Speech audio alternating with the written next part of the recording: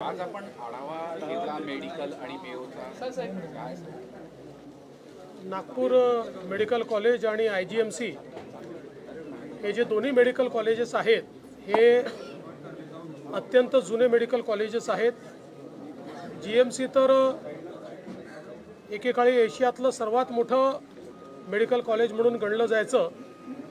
100 वर्ष या इमारतींना झालेले आहेत आणि म्हणूनच आपण मागच्या काळामध्ये याचा एक मास्टर प्लॅन तयार करून 1000 कोटी रुपये देऊन अद्यावत अशा प्रकारच्या सगळ्या व्यवस्था या ठिकाणी झाल्या पाहिजेत या संदर्भातलं काम सुरू केलं होतं।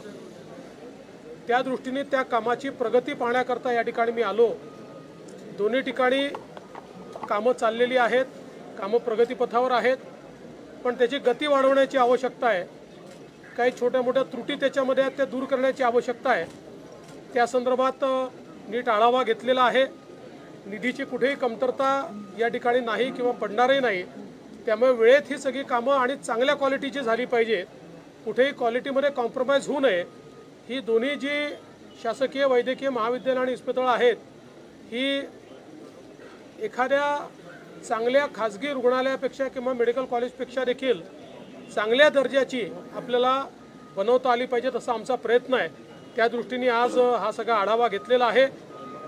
काम चांगल्या प्रकारे चाललं आहे, पण त्याची गती वाढवण्याची आवश्यकता आहे। त्याच्या सूचना मी दिलेल्या आहेत आणि एप्रिलमध्ये पुन्हा मी या ठिकाणी व्हिजिट करणार आहे। महाविकास आघाडी तुटण्याच्या मार्गावर आहे, स्वतंत्र स्थानिक स्वराज्य संस्थांच्या निवडणुका लढणार असं डिक्लेअर केलेलं दोन पक्ष स्वबळावर लढणार सर। माझं म्हणणं त्यांनी एकत्रित लढावं, वेगळं लढावं, ती राहील की तुटेल याच्याकडे आमचं लक्ष नाही।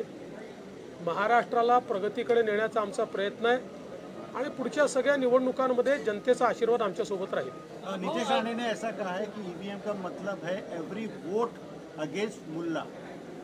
मी त्यांनी काय म्हटलं ऐकलं नाही, त्याच्यामुळे त्याच्यावर उन्होंने क्या बोला है ये मैंने सुना नहीं है, इसलिए उसके ऊपर मैं कोई प्रतिक्रिया नहीं दूंगा। देवेंद्र जी, काल आपण म्हणाले होते की उद्धव ठाकरे हे मित्र होते, आता राज ठाकरे मित्र आहे। यावर आज शिवसेनेची एक अधिकृत भूमिका आली की देवेंद्र फडणवीस नाही ठरवणार कोण कुठे जाणार भविष्यामध्ये, त्यांनी आमचा पक्ष तोडला आहे, ही कुठली आयडियोलॉजी?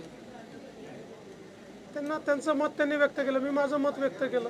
त्याच्यावर मी काय बांधील थोडी आहे की त्यांच्या याच्यावर मत व्यक्त करायला। ते रिकामटेकडे आहेत, रोज बोलतात, मी काय रिकामटेकडे थोडी आहे। चला।